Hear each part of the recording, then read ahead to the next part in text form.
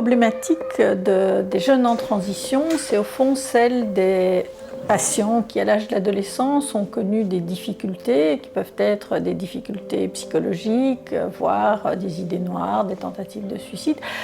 Ça représente quand même près de 10% des adolescents. Et en fait, ces adolescents vont grandir, vont entrer dans l'âge adulte, et si des éléments de ces difficultés, qui peuvent aussi être des difficultés à l'autonomie, persistent, ils risquent de tomber un peu dans un trou au niveau de la dimension de soins, parce qu'il y a une mauvaise articulation à l'heure actuelle entre les soins en pédopsychiatrie et les soins en psychiatrie d'adultes.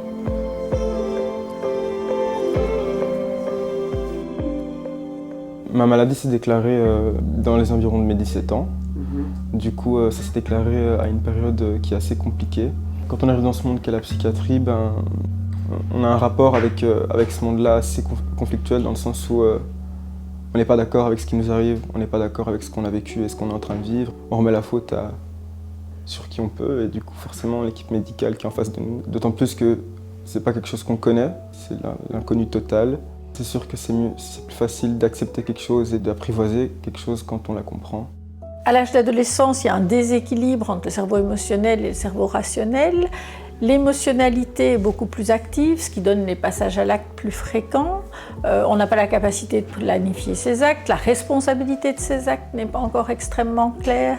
Et en plus, le cerveau est beaucoup plus sensible à tous les facteurs de récompense immédiats. Et c'est là qu'on dit que le cerveau est beaucoup plus sensible à toutes les substances toxiques, l'alcool, les drogues, les facteurs de récompense, avec la capacité de juger de ce que l'on est en train de faire qui reste encore un peu défaillant. Et donc entre 18 et 23-24 ans, c'est un moment maturatif très important où il faut encore pouvoir accompagner les jeunes parce qu'ils ne sont pas, malgré leur majorité légale, encore tout à fait adultes. Bonjour docteur. Comment ça se passe ? Donc j'ai un fils Thomas qui a un parcours assez long déjà en accompagnement psychologique et qui tout récemment s'est mis lui-même en danger.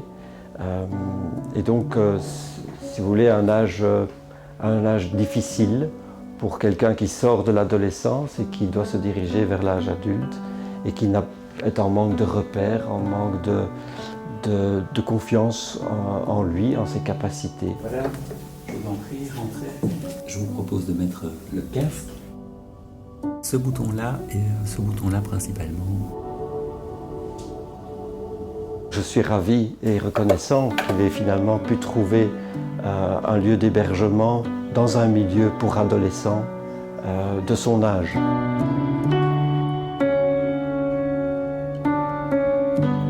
Le projet que l'on a soumis et qu'on a obtenu via le soutien du fonds Julie Rançon, du fonds Reine Fabiola, géré par la Fondation Roi Baudouin, c'est un projet collaboratif, pédopsychiatrie, psychiatrie d'adultes, qui rejoint plusieurs sites hospitaliers, l'hôpital Bruckmann, l'hôpital Erasme, l'hôpital des enfants, mais aussi le service de santé mentale de l'ULB, avec une dynamique de recherche qui est une dynamique très particulière, avec un changement de paradigme. C'est une recherche dimensionnelle, de dimension affective, relationnelle, d'histoire de vie.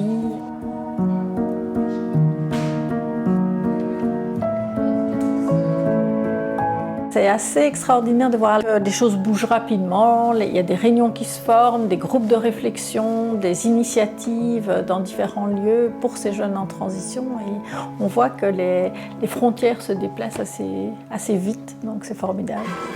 Pour les croire.